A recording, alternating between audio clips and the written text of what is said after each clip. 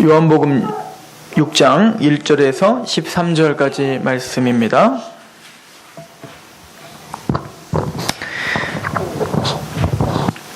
우리 같이 봉독하겠습니다. 시작.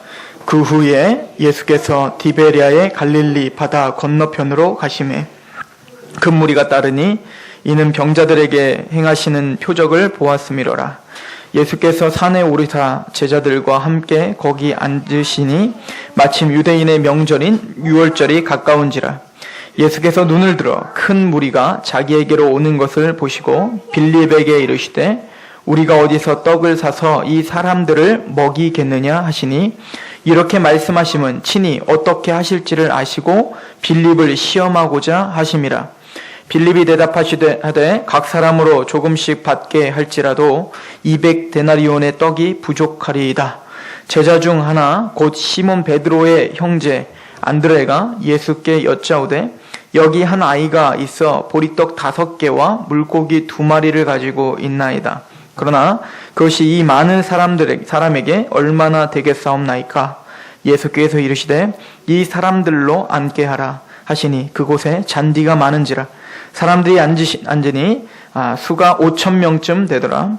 예수께서 떡을 가져 축사하신 후에 앉아있는 자들에게 나눠주시고 물고기도 그렇게 그들의 원대로 주시니라.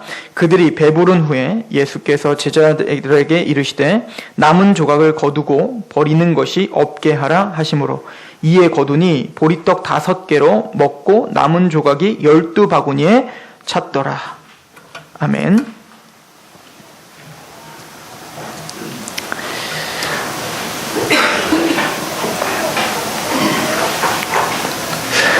오늘은 우리가 잘 알고 있는 오병이어의 기적에 대한 메시지입니다. 오병이어 기적은 이번 주 다음 주까지 2시간에 걸쳐서 할 것입니다. 다음 주에는 오병이어 기적을 요한복음의 어떤 맥락 속에서 구속사적으로 우리가 오병이어 기적의 의미를 상고할 것이고, 오늘은 제자들의 그 태도들을 통해서 오늘 우리의 신앙과 또 우리의 어떤 문제에 부딪혔을 때에 우리가 어떠한 태도를 취하고 있는지를 스스로 점검하는 시간으로 갖기를 소망합니다. 오늘 6장 2절에 보면 큰 무리가 따르니 이는 병자들에게 행하시는 표적을 보았음이로라. 요한복음에 계속 나오는 메시지 중에 하나는 예수님이 가는 곳마다 무리들이 따라다녔다는 거예요. 대충 오늘 이 무리들을 숫자를 세보니까 5,000명이라고 써 있는데 그 5,000명은 남자만 5,000명이에요. 그래서 마태복음에 보면 여자와 아이를 제외하고 5,000명이더라. 그러니까 적어도 5,000명이 아니라 한 10,000명, 20,000명 정도가 지금 따라다닌다고 생각하면 돼요. 꼬맹이들까지. 그 수많은 무리들이 예수님이 갈 때마다 그렇게 따라다니는 겁니다. 오늘도 그 무리들이 따라다녔어요. 따라다닌 이유에 대해서 6장 2절에 봤더니 병자들에게 행하시는 표적을 보았기 때문에, 신기했기 때문에, 기적을 봤기 때문에 무리들이 예수님을 따랐던 이유는 우리가 매번 상고했던 것처럼 이기적인 욕망을 가지고 따라온 자들이었죠.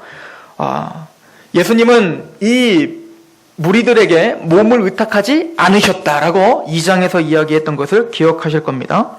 또 오늘도 오병이어 기적의 그런 사건을 끝내시고 주님께서 15절을 보세요. 그러므로 예수께서 그들이 와서 자기를 억지로 붙들어 임금으로 삼으려고 한 줄 아시고 다시 혼자 산으로 떠나가셨어요. 그러니까 그 무리들과 함께 있지 않았다고요.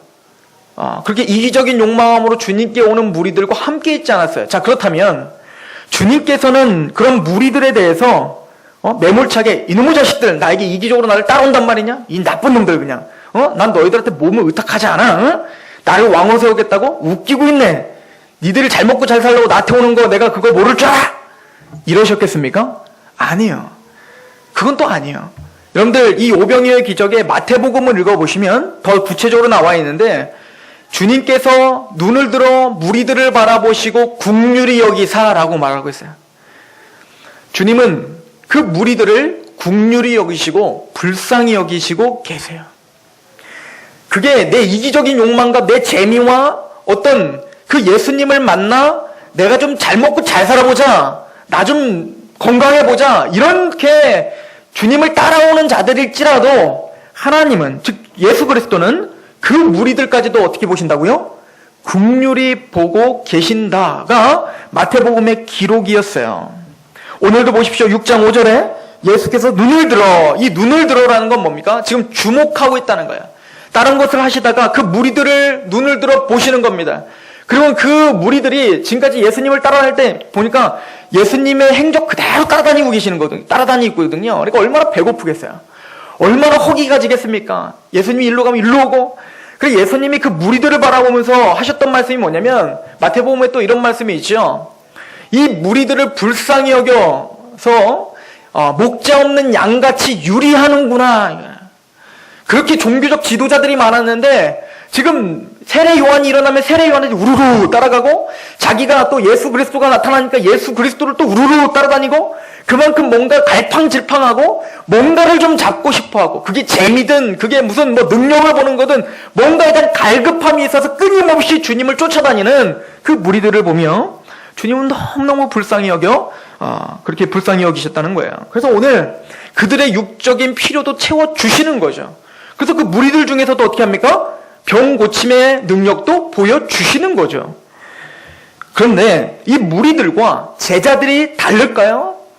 제가 보기에는 안 달라요. 똑같아요. 이 제자들도 우리가 요한복음을 읽으면 읽을수록 또 우리가 복음서를 읽으면 읽을수록 무엇이 느껴지냐면 이놈의 제자들도 이 무리들과 똑같은 심정으로 예수님을 따라다녔다고요. 우리도 기억하잖아요. 나 우의정, 나 좌의정. 주님을 따라다니는 목적이 뭐였습니까? 끊임없이 나잖아, 나. 이 무리들과 제자들과 다를 바가 없어요. 그런데 제자들과 무리가 다른 점은 딱 하나야. 그 심성과 목표는 같은데 주님이 이 제자들은 별바 다르지 않은 이 제자들은 예수님이 특별히 부르셨어요. 그리고 그 부르신 그들을 특별히 교제하시고 데리고 다니면서 혼내기도 하고 계속 말씀을 주시고 그리고 끊임없이 어떻게 하고 계세요? 훈련을 시켜주고 계시더라. 이것만 달라요. 세상 사람들과 우리와 뭐가 그렇게 다르겠습니까? 그렇다면 그 무리들과 구원받은 저와 여러분들이 다른 점이 무엇입니까? 우리의 본성은 여전히 더럽고 우리는 여전히 이기적인 자들인데 그래서 끊임없이 주님 앞에 나올 때도 순간순간 우리는 하나님의 영광보다 내 영광을 위해서 나오고 있는데 그 무리들과 우리가 다른 점이 있다면 하나님은 그럼에도 불구하고 우리를 주목하시고 우리를 부르셨고 우리와 함께 하시고 우리를 계속 기경하고 계시더라. 이 은혜밖에 우리가 다른 점이 없더라는 거예요. 즉 예수님은 우리에게 관심을 갖고 설득하시고 훈련시키시더라.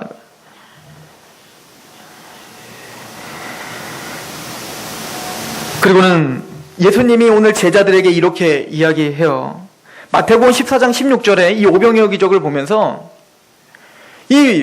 한 2만 명이나 되는 이 군중들이 오니까 이 제자들이 걱정이 되는 거예요. 예수님이 그러는 겁니다. 긍휼히 여기사 얘네들 먹을 것 좀 줘라. 얘네들 먹을 것 좀 줘라. 그렇게 제자들이 황당하죠. 이 많은 사람들을 어떻게 먹이냐고요. 그래서 주님, 우리는 오병이어밖에 가진 것이 없습니다라고 마태복음 딱 직접적으로 얘기를 해요.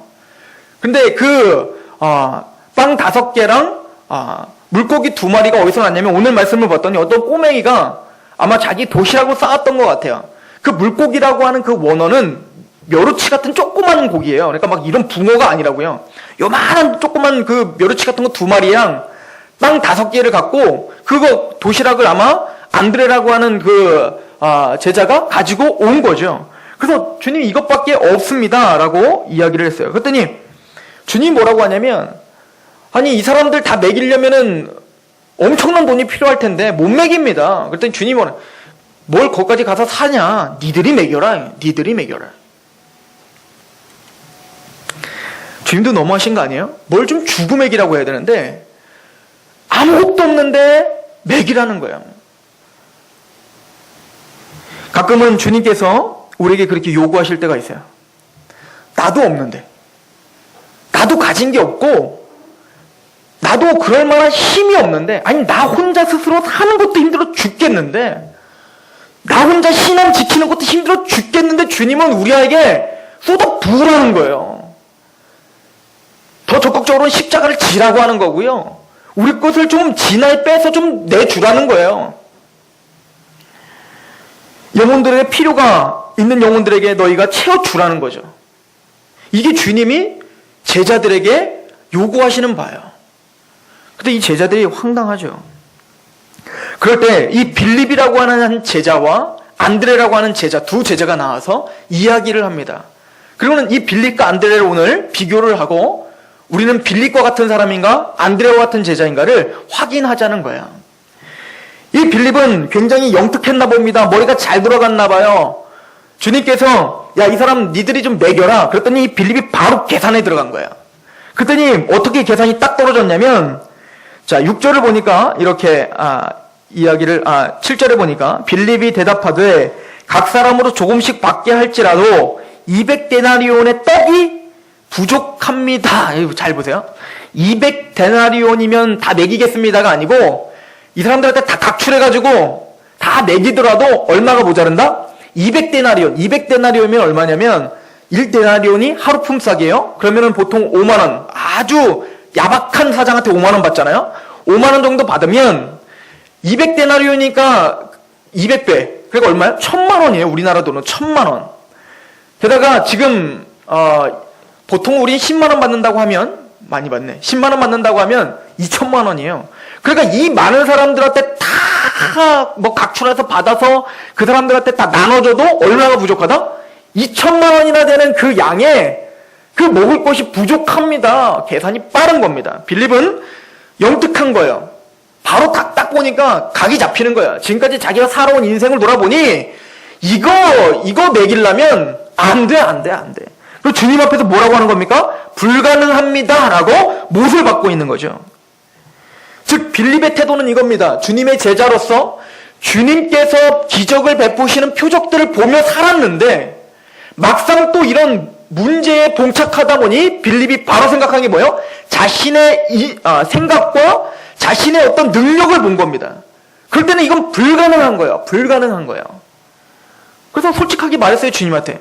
주님 불가능합니다 라고 이야기를 한 거죠. 그런데요, 예수님은 빌립이 이렇게 얘기할 줄 알았어요. 한번 보십시오. 4절에 마침 유대인의 명절인 유월절이 가까운지라 예수께서 눈을 들어 큰 무리가 자기에게 오는 것을 보시고 빌립에게 이르시되 우리가 어디서 떡을 사서 이 사람들을 먹이겠느냐 하시니 이렇게 말씀하시면 친히 어떻게 하실지를 아시고 빌립을 시험하고자 하심이라. 주님은 사실은 빌립한테 가서 돈 벌어다가 먹이라 이럴 생각 없었어요. 처음부터 애초에 주님은 빌립과 이 제자들에게 그걸 맡길 생각이 없었고 누가 해결하려고 생각하고 있었어요? 주님 자신이 해결하려고 보여주신 거였어요. 그런데 예수님은 지금 빌립에게 왜 그런 어렵고 갈등되고 문제가 되는 질문을 하고 있다고요? 그의 믿음을 시험코자 하는 거예요. 때로는 우리의 삶 속에서도 이런 믿음을 시험하고 계십니다. 여러분들이 무리들과 다른 제자라고 믿으신다면 주님은 반드시 우리의 삶 속에서 이런 것들을 끊임없이 시험하고 계실 거예요. 작든 크든. 그래서 주님은 우리에게 끊임없이 보여줄 것입니다. 흘려 보내라. 때로는 이거 한번 해봐라. 주님이 해주신다. 그렇게 아무리 이야기하고 내 옆에 사람이 기적을 체험했다더라, 기도했더니 정말 이런 응답을 받았다더라, 성경 말씀에 이런 기도의 응답이 있다더라 라고 하는 그런 표적들을 아무리 많이 읽고 외우고 내 주위에서 우리 엄마가, 내 남편이, 내 아이가 끊임없이 그 체험을 간증을 해도 내 문제에서는 녹록치가 않은 거죠. 그래서 빌립처럼 우리도 많은 부분 어떻게 합니까? 못한다라고 하는 거예요. 불가능합니다. 그리고 계산이 딱 나오는 거예요. 이 문제를 해결하려면 내가 뭘 해야 된다는 거죠. 이렇게 해서 이렇게 해야 해결이 되는 거지, 그렇게 해도 어떻게 한다고요? 그렇게 해도 떡이 부족하다. 내가 아무리 기고 날르고 별짓을 다 해도 부족하다예요. 부족하지만 그래도 이걸 해결하려면 이렇게 해야 돼. 100인데 100 중에 1이라도 1밖에 못하는데도 그래도 이렇게 해야 돼.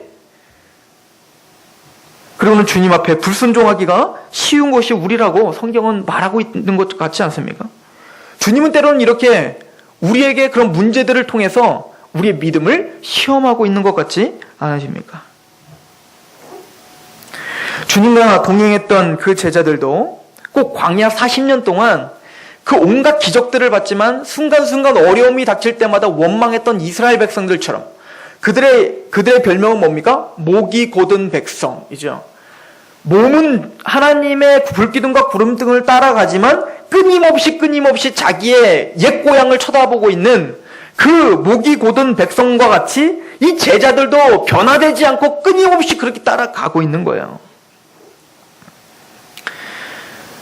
빌립은 주님의 하나님 되심 자체도 믿지 못해요. 나중에 요한복음에 보면 빌립이 예수님에게 말합니다. 주님, 하나님 아버지를 저에게 좀 보여주세요 라고 말해요. 그렇게 수많은 기적들과 하나님 되심을 그렇게 선포했는데도 그 빌립은 끊임없이 뭘 보여달라는 겁니까? 하나님 되심을 보여주세요 라고 해요. 그 주님이 뭐라고 하죠? 내가 너희와 항상 함께 했는데 또 누구를 보이라 하느냐는 거죠. 내가 창조자라는 게 믿어지지 않니? 내가 너희와 함께하고 이 일을 내가 하겠다라고 이렇게 끊임없이 야단치고 하는데도 너는 끊임없이 나를 불신하고 있니? 근데 이 빌립의 모습이 때로는 예수님을 따라다니는 제자들 중에 그럴 수 있다는 거예요. 저의 모습이라는 거예요. 저의 모습.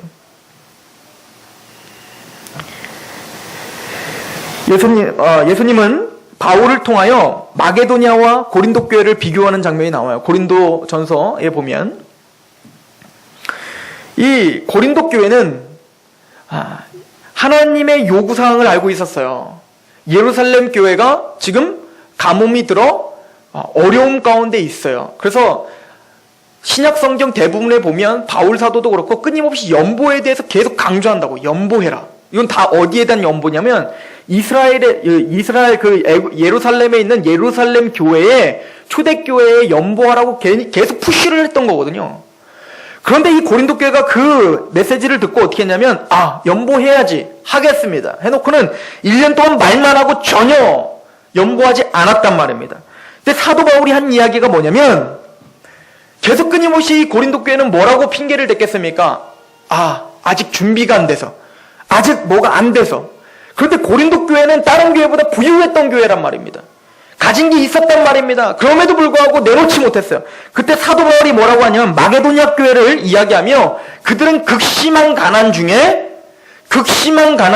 풍성한 연보를 하여. 그러니까 순종과 불순종은 내가 뭘 가졌냐 안 가졌냐의 문제가 아니라고 성경은 끊임없이 얘기해도 우리는 끊임없이 아니라는 거예요. 내 능력이 안 돼서 못한다는 거예요. 빌립의 얘기를 들면 주님 2천만 원 나에게 주세요. 그럼 내가 해줄 테니까. 그러나 주님은 아니라는 거예요. 그냥 나눠 주라는 거예요. 어차피 네가 할 거 아니야. 내가 할 거니까 움직이라는 거예요. 근데 빌립은 그 움직이는 것조차 하지를 않고 있었던 거예요. 또 이 문제를 갖고 그럼 빌립이 어떻게 해야 됐을까요? 주님, 그럼 주님을 의지하니 주님이 좀 해주세요. 전 못합니다라고 말도 못해요. 그냥 부담만 되는 거예요. 부담. 그죠? 빌립은 부담스러웠겠죠. 이거 어떻게 하는 거야? 2천만 원이나 더 모자라는데 어떡하니? 이러고 말한 거예요. 혼자 원망하고 혼자 생각하고 혼자 계산하고 그리고 그냥 다 체념하고 말아버린 거예요. 그럼 반대로 안드레는 어땠습니까? 그 뒤에 빌립이 말이 끝나자마자 안드레가 그래도 몸부림을 쳐요. 저는 오늘 이 안드레의 신앙을 배우길 소망해요. 그렇다고 해서 안드레의 신앙이 대단한 거 아니에요. 안드레의 신앙이 난 믿음이 있습니다. 주님 이 오병이어 드릴 테니까 이 오병이어를 통해서 하나님 기적을 베풀어 이 2만 명을 다 내게 해주십시오. 그리고 12방주에 다 남게 될 줄을 믿습니다. 주님 뭐 문둥병자도 낫게 하고 뭐 죽은 자도 일으키는데 이거 못하시겠습니까 주님? 전 믿어요 주님. 이렇게 안 했어요. 안드레 보십시오. 8절 보세요. 제자 중 하나 곧 시몬 베드로의 형제 안드레가 예수께 여짜오되 여기 한 아이가 있어 보리떡 5개와 물고기 2마리를 가지고 있나이다. 그러나 그것이 이 많은 사람들에게 얼마나 되겠습니까? 안드레도 대단한 믿음 아니에요. 뭐 믿습니다. 야 믿어! 막 그래서 막 전진을 하고 뭐 우러나 좌우나 치우치지 않고 그냥 막 믿음으로 돌진하여 막 그 성취하고 막 이거 아니라고요. 안드레도 지금 보니까 빌립이 약간 야단 맞는 것 같거든요. 그러니까 뭘 해도 하고 싶은 거예요. 봤더니 이것도 꼬맹이가 오병이어를 두고 그랬겠죠. 요거 있는데 요걸로 좀 쓰시겠습니까? 그랬더니 안드레가 그래. 그리고 이제 받아갖고 어떻게 한 겁니까? 쭈삐쭈삐 예수님에게 그냥 간 거예요. 주님 이거라도 좀 있는데 뭐 이거 한번 좀 써보시겠습니까? 그러나 이거 갖고 뭐 코딱지기도 안 되는데 이해가 가세요? 지금 이 안드레의 이 태도는 이거 아니라고요. 될지 안 될지 모르겠지만 주님 그래도 갖고 오라니까 그런데 주님은 아무 소리 없이 그걸 갖고 쓰시더라고요. 겨자씨앗을 만한 믿음만 있어도 산을 옮긴다는데 그게 정말 사실이라면 우리에게 지금 우리에게 주님이 원하시는 믿음은 대단한 믿음이 아니에요. 대단한 문제가 우리 앞에 있을 때 이 문제를 해결할 수 있는 2천만 원, 1억이 나에게 떨어지세요가 아니고 너 얼마 갖고 있니? 이걸 지금 물어보고 계시는 거예요. 너 뭐 하고 있냐? 너 할 수 있는 게 뭐니? 라고 물어보고 계시는 거 아니에요? 안드레는 자기가 할 수 있는 거 한 거예요, 그냥. 내가 오병이어 이거 지 것도 아니야. 그 애기 거 그냥 뺏어가지고 애기가 줬는지 뺏었는지 성경 안 나와 있으니까. 근데 애기의 믿음인지 안드레의 믿음인지 아무튼 그걸 가져다가 그게 내 손에 있으니 그냥 그거 주님께 그냥 의탁했을 뿐이에요. 그래서 주님은 따지지도 않고 묻지도 않고 그거 갖고 그냥 사용하시더라고요. 그것도 엄청난 일을. 주님 우리 오늘에게 무슨 이야기를 하고 계시는 겁니까? 주님께서 진짜로 원하시는 게 무엇입니까? 왜 주님은 이런 시험을 우리에게 주시는 겁니까? 정말 주님이 우리에게 이거 다 우리의 노동으로 우리 힘으로 다 해결하라고 주님이 정말 그러셨겠습니까? 주님이 해결해 주신단 말입니다. 그러면 우리에게 필요한 건 무릎을 꿇어야 된다는 거예요. 주님 앞에 나가야 된다는 거예요. 주님 나 이거 가진 거 별로 없어요. 내 것 가지고 절대 이거 해결 안 돼요 주님. 그런데 내 것 가지고 한번 몸부림 쳐볼 테니까 주님 해결해 주세요. 즉 그거 가지고 기도하시라는 얘기예요. 그거 가지고 좀 주님 앞에 쭈삣쭈삣이라도 가서 하나님 내가 이거 갖고 내가 한번 해볼 테니까 주님 역사해 주세요라고 믿음 갖고 한번 해보라는 거예요. 주님은 지금 성경을 통하여 그런 믿음의 사람들을 우리에게 보여주고 계시는 거 아닙니까? 포도주 그 가나안 혼인잔치 때 마리아 보세요. 지금 포도주 떨어졌다고요. 그거 어쩌라는 거예요? 주님께서 분명히 말했어요. 이거 때 안 돼서는 안 고쳐줄 거야. 근데 마리아는 어때요? 무대뽀예요. 그냥 주님 앞에 나가서 어떻게 합니까? 주님 이거 지금 해결해 주셔야 됩니다. 그리고 뭐라고요? 믿어버리는 거예요. 그냥 야 주님이 만약에 이거 하라 그러면 그냥 해. 떠다 줘. 순종해. 이미 뭔 거예요? 들어주실 거 믿고 그냥 돌아가 버린 거죠. 주님은 어떻게 합니까? 그거 성취하시는 거예요. 그런 믿음을 우리에게 끊임없이 보여주고 있죠. 여러분들 구약도 보세요. 히스기야를 보십시오. 히스기야를 사나립이라고 하는 그 대형 제국 아시리아의 그 왕이 이 아무 힘이 없는 히스기야를 지금 둘러 진쳤다고요. 그때 히스기야는 빌립처럼 따지고 계산하지 않고 그리고 작전을 짜고 무기를 만들고 사람들에게 막 용병을 부르고 이러지 않고 바로 어떻게 했습니까? 성전으로 올라가 무릎을 꿇었어요. 그때 그 사람의 이름은 하나님이 부시어 주더라. 이것을 성경이 우리에게 말해주고 있는 겁니다. 엘리사와 수종드는 그 청년을 비교하는 장면을 보세요.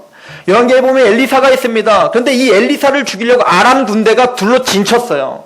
그런데 이 믿음이 없는 이 무리와 같은 이 청년은 뭐라고 하냐면 겁나 죽겠으니 우리는 죽게 됐습니다. 그때 엘리사가 뭐라고 합니까? 주님, 그때 바로 기도하잖아요. 주님, 이 사람의 눈을 떠주게 해주세요. 그럴 때 어떤 역사가 벌어집니까? 그 사람 눈이 떴더니 봤더니 그 아람 군대의 그 너머에 여호와의 군대가 진을 치고 있는 것을 보게 되더라 라고 하지 않습니까?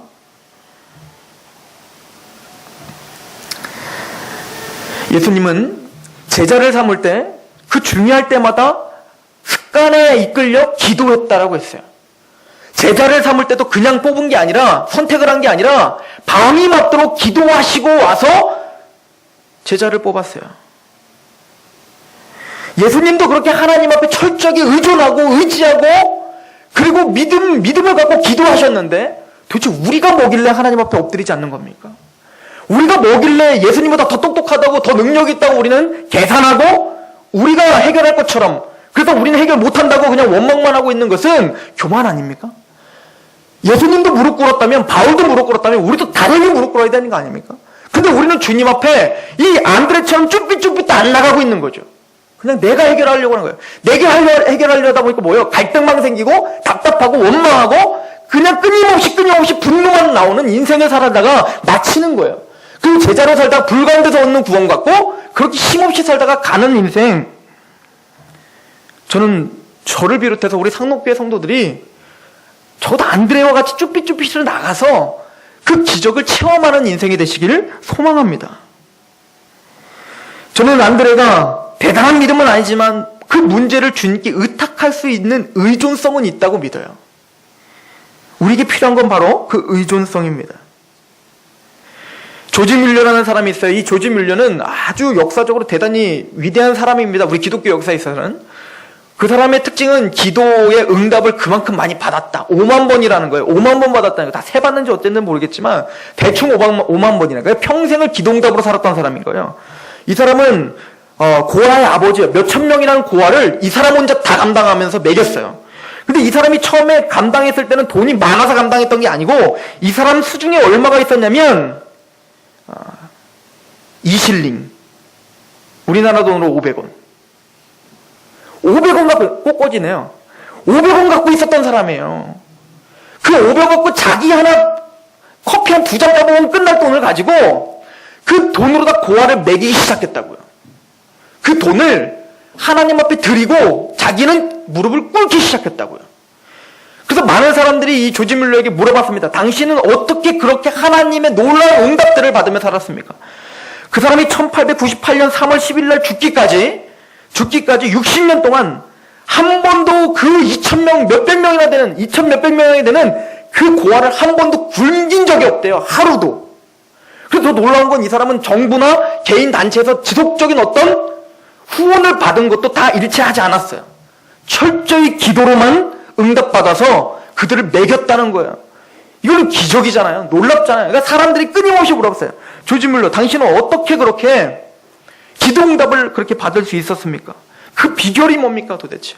왜 우리는 죽어라고 기도해도 우리는 이루어질까 말까? 왜 당신은 그렇게 기도 응답이 그렇게 쉽게 됩니까? 조지 뮬러가 이렇게 되는 유명한 대답입니다. 내가 완전히 죽는 날이 있었습니다. 조지 뮬러 나 자신의 기호나 취미나 의지에서 완전히 죽었었습니다. 세상의 인정이나 비난에서 죽었습니다. 다만 나 자신이 하나님께만 인정받기를 연구하며 살았습니다. 그리고 그 연구하고 무릎을 꿇었습니다. 우리 할 말 없잖아요. 우리는 그렇게 해보지 않아봤잖아요. 저도 그렇게 안 해봤거든요.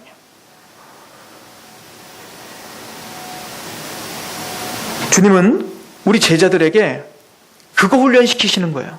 완전히 네가 죽어라. 네 계산? 빌리바 너 똑똑해. 맞아. 네 계산을 죽여라. 네 능력 없음을 한탄? 그거 죽여라. 사람들에게 인기에 영합하려고 하는 거 죽여라. 오직 주 여호와 너희 하나님 앞에 정말 주님이 기뻐하실 게 무엇인지 연구해라. 그리고 나에게 무릎 꿇어라. 이것이 조지 뮬러의 기도응답 비결이었다는 거예요. 이 사람이 평생 동안 5명, 자기 친구, 진짜 친한 친구, 많은 모르는 사람들은 구원을 많이 시켰는데 자기가 진짜 사랑하는 5명 친구, 정말 그 고향 때부터 있었던 그 5명은 죽어도 안 믿는 거예요. 근데 이 5명을 위해서 평생을 기도했다는 거 아닙니까?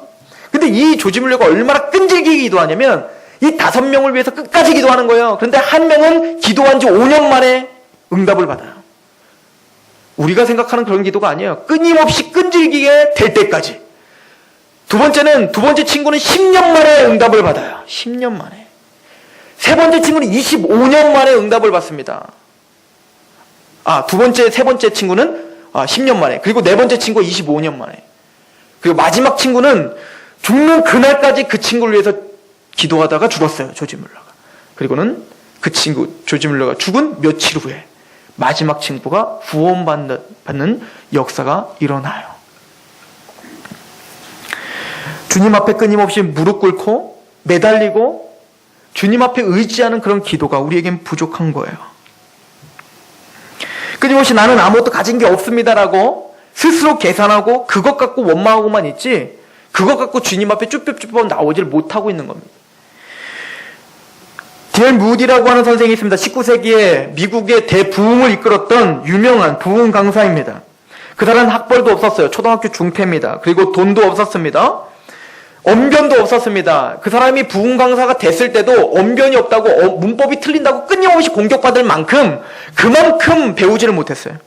이 사람은 입니다. 그러니까 구두방에서 일했던 그냥 사람이었어요. 근데 이 사람에게 하나님이 보여줬던 거 딱 하나 있어요. 뭐냐면 이 교회의 꼬맹이 아이들이었어요. 그 꼬맹이 아이들 교사 좀 하고 싶었던 거예요. 그 아이들에게 예수님 좀 가르쳐주고 싶었고 예수님을 좀 가르쳐서 이 아이를 믿음을 키워주고 싶었던 거, 그 꿈 하나밖에 없었어요. 그래서 말을 합니다. 나 교사 좀 시켜주세요. 교회에게 말을 했어요. 교회도 참 우리 교회였었으면 전 당연히 시켰을 거예요.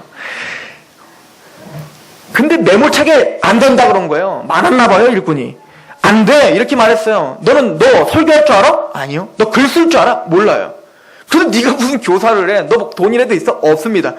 없으면 관둬. 그런데 끊임없이 아니요. 나 아이들 가르치고 싶어요. 나 아이들에게 복음 좀 전하고 싶어요. 그랬더니 목사가 이런 이야기를 했어요. 그러면 지금 있는 사람들은 내가 못 맡기니까 네가 만약에 전도해갖고 와서 데려서 만들면 내가 너 그러면은 뭐 교사 시켜줄게. 그럼 교사해.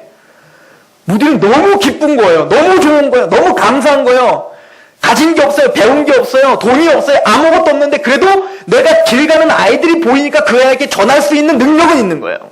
전할 수 있는 팔다리 있잖아요. 입 있잖아요. 그리고 전한 거예요. 전했는데 10명, 50명, 100명, 200명이 돼버린 거예요. 그리고는 그 복음을 전하는 그 능력으로 대부흥 강사가 되더라는 거예요. 저는 이런 기독교 역사를 통해서 또 성경을 통해서 저는 확신하는 거 하나 있어요.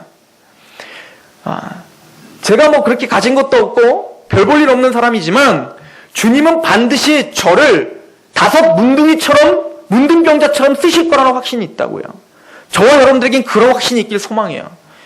여러분들 열왕기 하에 보면 지금 이스라엘 백성들이 강하게 아랑군대로 다 진을 쳐서 예루살렘에 갇혔다고요. 그래서 어떻게 하냐면 오늘은 네 아들 먹자, 내일은 내 아들 먹자. 그럴 정도로. 그러니까 그만큼 먹을 것이 없을 정도로 이제는 죽음밖에 남아있지 않았어요. 근데 이 한센시병, 이 문둥병자들이 성문에 앉아갖고 이 안에도 못 들어가요. 원래 문둥병자는 못 들어가니까요. 전혀 값어치가 없는 자 아닙니까? 그런데 그 문둥병자가 생각해본 거예요. 들어가자니 들어가서도 굶어 죽고 또 아랑군대한테 가자니 가면 맞아 죽고 어차피 죽을 거 이 문둥병자가 결정을 내린 게 뭐냐면 그냥 어차피 이쪽으로 가면 굶어 죽으니까 그럼 이왕 갈 거 먹을 거 있는 대로 가자. 가다 먹다가 죽더라도. 그래갖고 그냥 간 거예요. 갔는데 하나님 누구를 쓰시더라는 거예요. 그 당시에 종교 지도자도 많았고 능력 있는 사람도 많았고 그럼 배운 사람들도 많았다고요. 그때는 엘리사도 안 썼다고요. 이사야도 안 썼다고요. 그때는 누굴 썼냐면 그 아무런 쓰잘데기 없는 세상에서는 뭡니까 소외된 그 문둥병자 5사람을 쓰시더라고요. 그 사람들이 걸어가니까 주님께서 어떻게 합니까? 그들의 발자국 소리를 천둥 소리처럼 확대시켜 주더라는 거예요. 그 사람은 원래 그 발자국은 원래 그래요. 다 썩어 문드러진 발자국이에요. 그게 능력이 있겠습니까? 자기들도 걸어가면서 이게 뭔 능력이 있겠는가? 난 죽으러 간다 하면서 간 거예요. 그런데 그 대적들이 보기에는 하나님이 천둥 소리로 들리게 한 거예요. 이 이스라엘 백성들이 여러 나라들을 연합해서 지금 우리를 치러 오나 보다. 그리고는 그 문둥병자를 보기도 전에 다 도망가더라. 저는 안드레와 같은 믿음으로 쭈삣쭈삣 나가는 그 믿음 앞에 하나님이 그렇게 여러분들을 포장시켜 줄 거라 믿어요. 여러분들 능력으로 여러분들을 감싸고 여러분들을 통해서 이루실 줄 믿어요. 조지 뮬러의 하나님이라면 오늘 저와 여러분들의 하나님이 될 줄 믿는단 말입니다. 무디의 하나님이라면 그 문둥병자의 하나님이라면 아브라함과 이삭과 야곱의 아니라면 그 하나님이 살아 계시다면 주님께 무릎 꿇고 엎드려 비는 여러분들의 기도를 절대 땅에 떨어뜨리지 않으실 것입니다. 기도응답이 안 돼요? 주님 앞에 갔을 때 따지십시오. 더 크게 보상해 주실 거예요. 그리고 오늘 결론을 맺습니다. 오늘 요한복음 6장을 보면 빌립이 인간적인 계산으로 자기가 해결해 보려고 한번 갈등해요. 그런데 어때요? 인간의 지혜와 인간의 노력으로는 부족하더라. 부족하더라. 계획이 나와도 실행 불가능하고 혹시 실행하더라도 2천만 원이 부족하더라. 그런데 주님께서 빌립이 안드레가 주님 앞에 쭈삣쭈삣 나갔을 때 어떤 역사가 벌어집니까? 11절. 예수께서 떡을 가져 축사하신 후에 앉아있는 자들에게 나눠주시고 물고기도 그렇게 그들의 원대로 주시더라. 가득 채워 눌러서 주시더라. 12절 그들이 배부른 후에 배가 불렀어요. 만족해요. 충만해요. 뭔가 만족함이 있을 만큼 주세요. 그게 영적인 것이든 물질적인 건 뭐든. 배부른 후에 예수께서 제자들에게 이르시되 남은 조각을 거두고 버리는 것이 없게 하라. 이게 주님이 하시는 열매입니다. 저는 안드레와 같이 여러분들이 가진 거 그거 갖고 몸부림을 치고 무릎 꿇고 하나님 앞에 기도하십시오. 주님 반드시 오병이어의 기적의 역사를 저와 여러분들을 통해서 보여주실 것입니다. 제가 사실은 오늘 오병이어의 기적을 통해서 신학적인 고찰과 구속사적인 역사 하다가 집어치웠어요. 그거나 마나 그냥 하나님 앞에 안드레처럼 그냥 나가서 좀 열매 맺는 역사 한번 받았으면 좋겠다. 주님 앞에 좀 무릎 꿇고 그렇게 좀 부르짖고 그렇게 하나님 앞에 좀 응답받는 인생 됐으면 좋겠다. 우리에게 그런 기도에 불이 붙는 역사가 일어나길 소망합니다. 기도하겠습니다. 하나님